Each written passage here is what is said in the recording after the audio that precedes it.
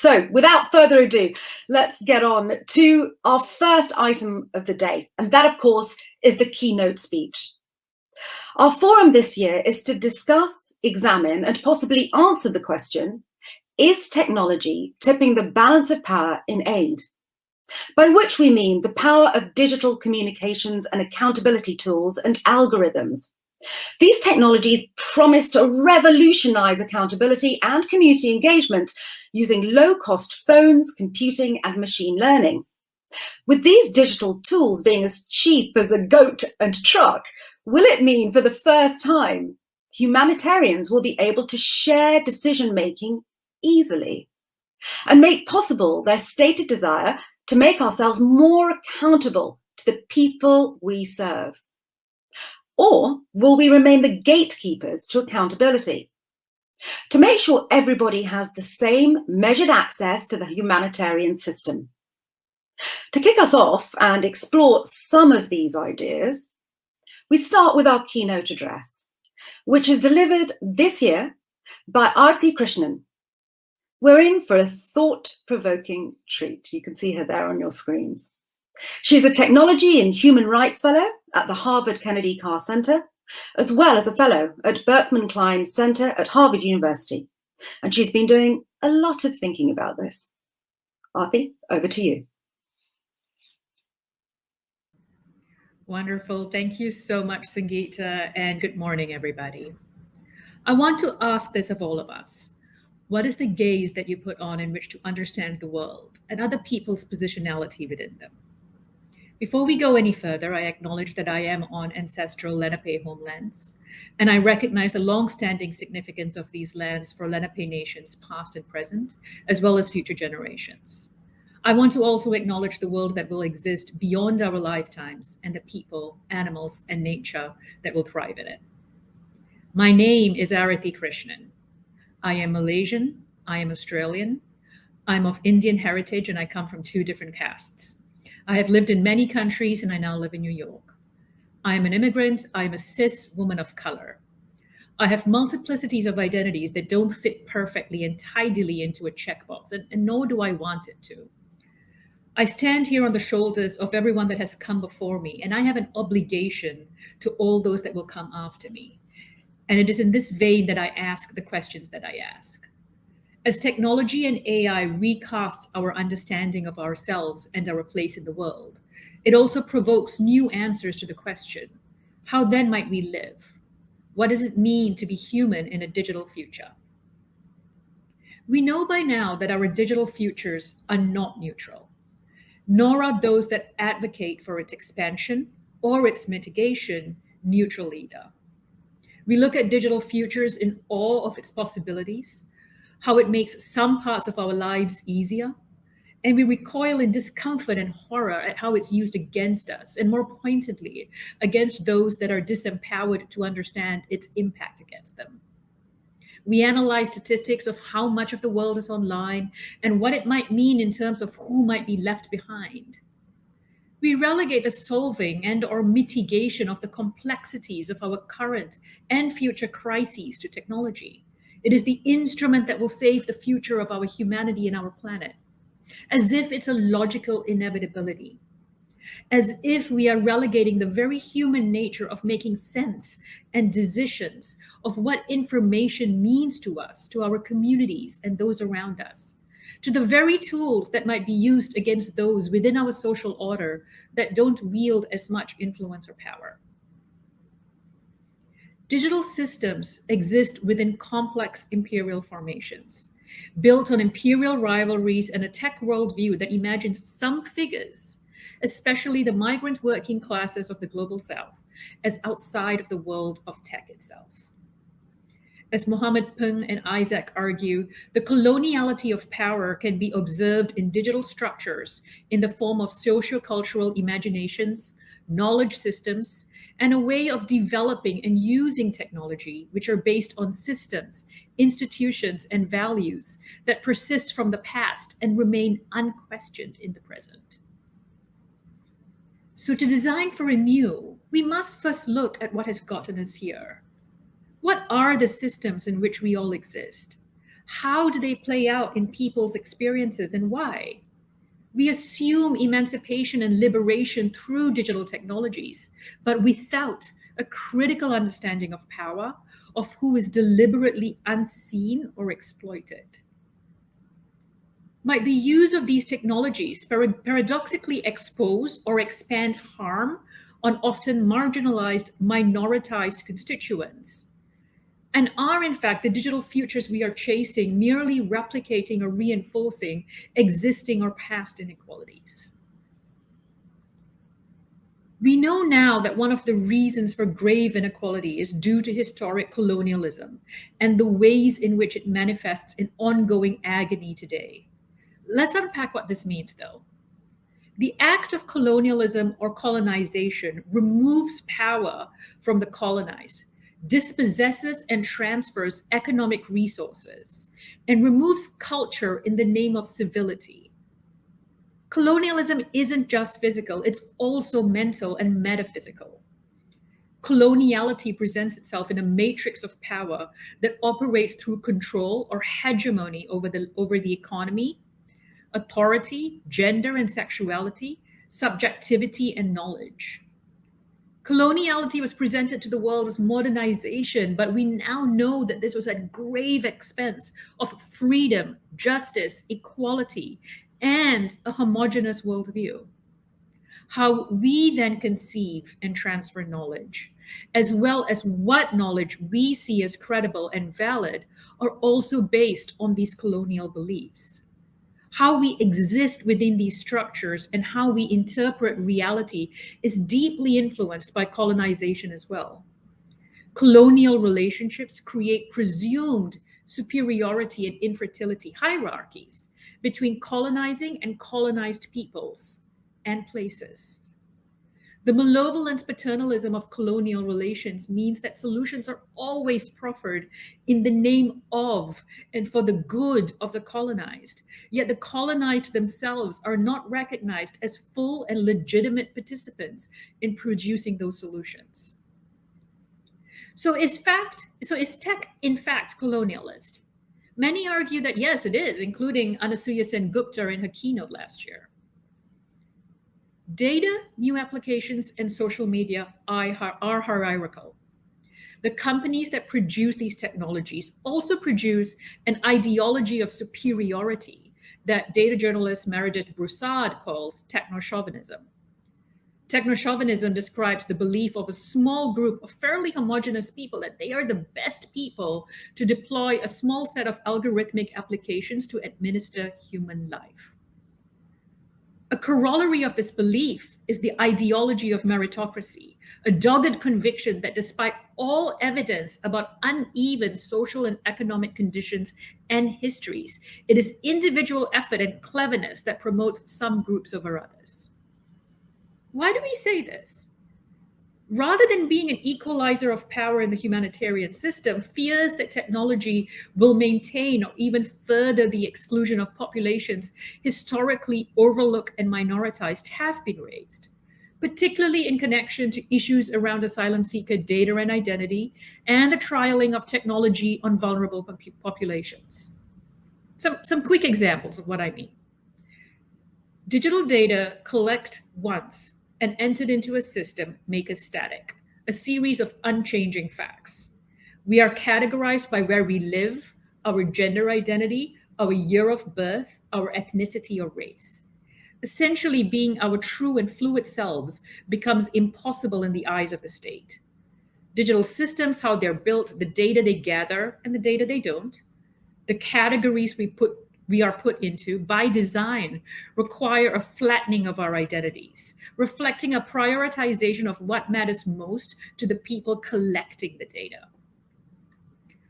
Identity and belonging have always been complex issues. Legal identity is a vital enabler to full participation in society. However, digital ID doesn't just satisfy a bureaucratic function, it also plays a role in shaping how we see each other and ourselves. Those that are marginalized often express that their identity plays a role in how data systems treat them. that data-driven systems lead to being perpetually watched, eroding human dignity and reducing people to a number or to a data point.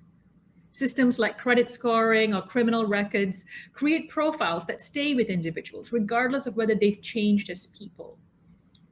Once categorized with a certain label, that label sticks, no matter how much a person's identity or behavior changes.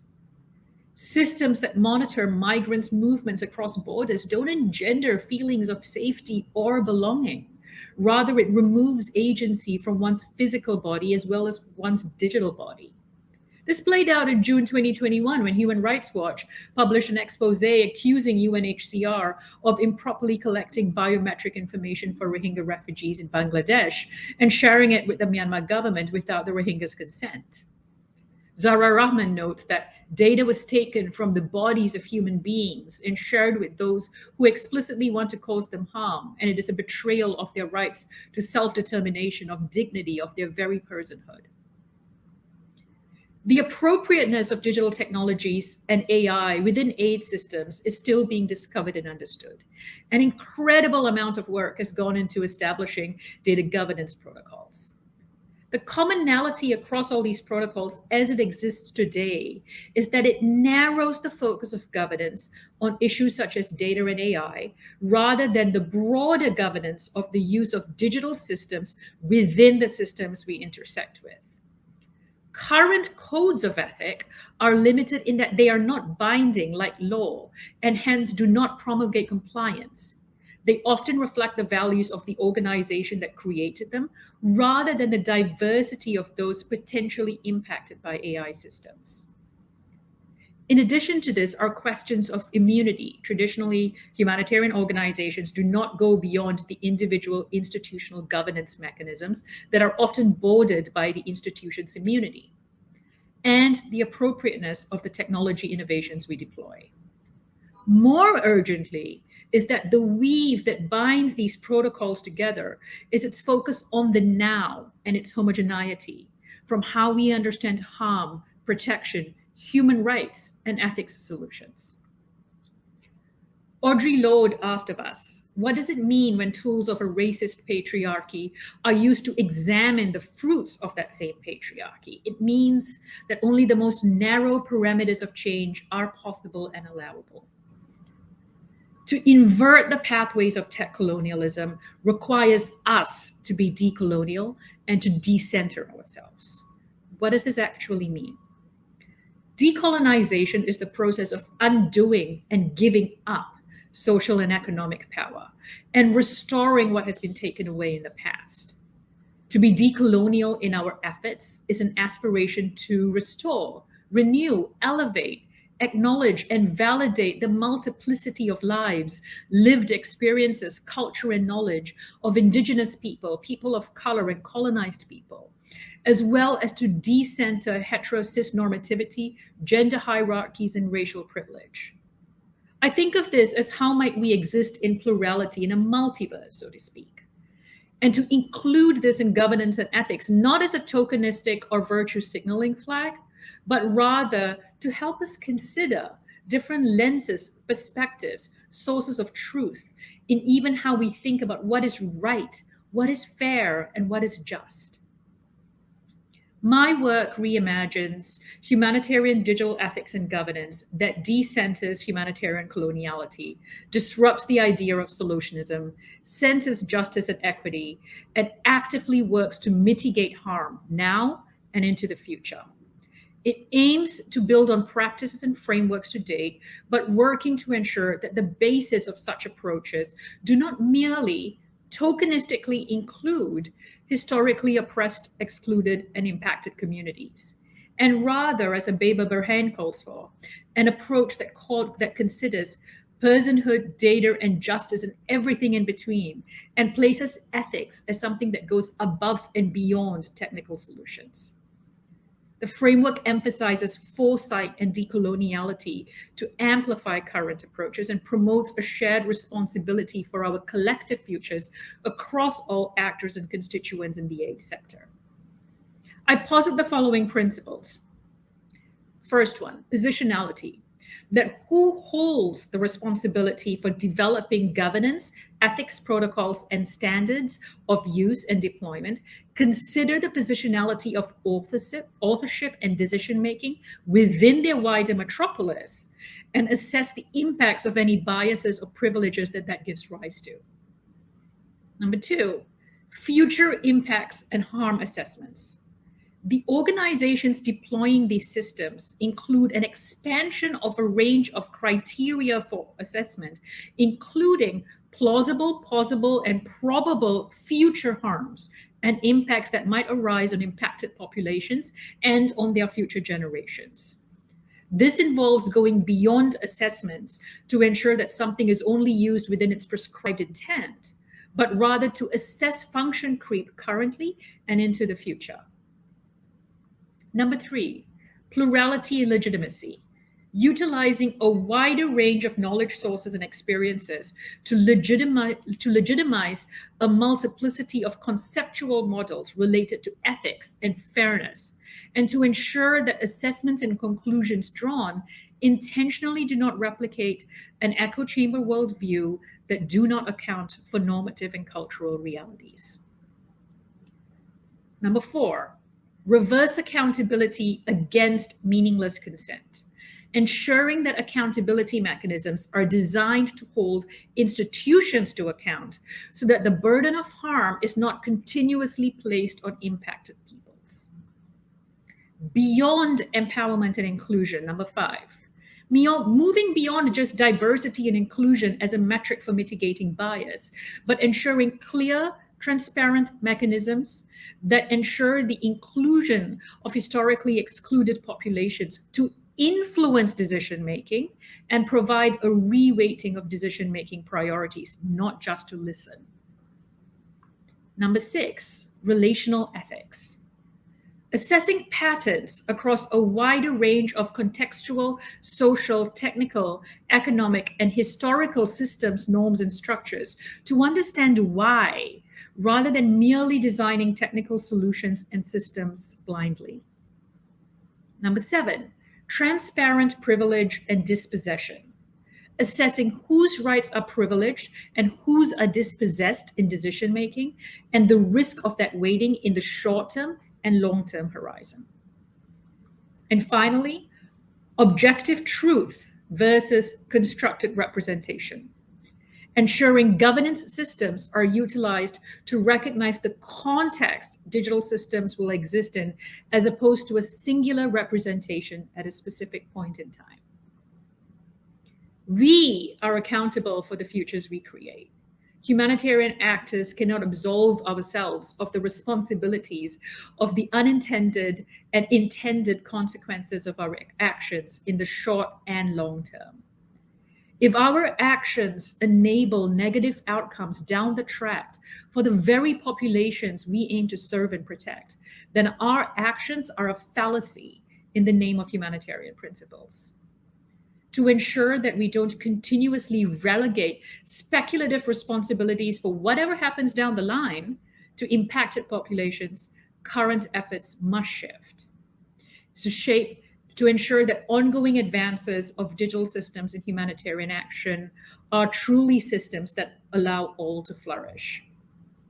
As Raymond Williams says, to be truly radical is to make hope possible rather than despair inevitable.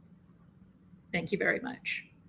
Thank you, Arathi. You provided us with so much thought-provoking material. What I thought was particularly interesting that I'd like to pick up on very briefly is you raised the question about where responsibility lies for proper inclusion and accountability. You gave us this warning, didn't you, of tech colonialism, which goes right at the heart of what this conference is all about. To what extent do you think humanitarians are in fact sleepwalking into tech colonialism with a sense of we know best, even though they're designing protection policies for digital tools when it comes to accountability and community engagement? Because that's a tension, isn't it? Yeah, it's a great question, Sangeeta. I think humanitarian actors in our humanitarian system have long faced critique of being colonial ourselves in our aid efforts. So the tension that plays out is a system that is already under critique for being colonial in the very practices we imbue, colliding with a tech capitalist system that is also under the same critique. As they come in together, what happens? And without that reflection, without the intentional pausing and going, what are we actually doing here? Then yes, I would argue we are sleepwalking into spaces where we might actually be propagating inequity.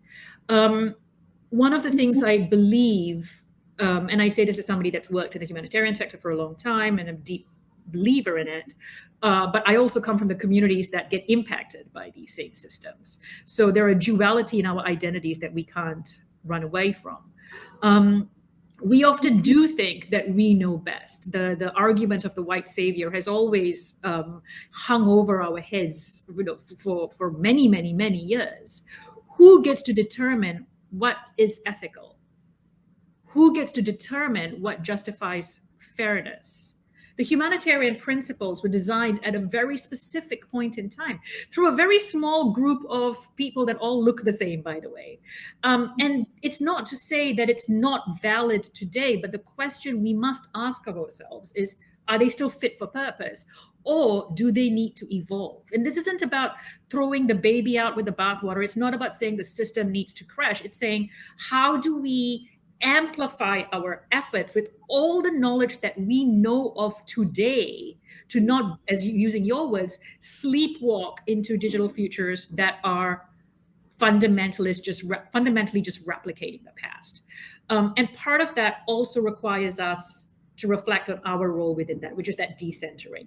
I've often said, most of us signed up to change the world, but we didn't think we had to change ourselves as part of that. Yes, and of course, break out of those echo chambers. So in other words, talking to each other, hearing each other, reaffirming our thoughts rather than breaking out of that thinking. Arathi, it's been an absolute pleasure to have you. We thank you from the bottom of our hearts for being our keynote speaker at today's conference. We have to let you go. I know you're very busy. Thank you very much indeed for your time. Thank you, Sangeeta. Thank you, everybody. I hope you enjoy the rest of the conference.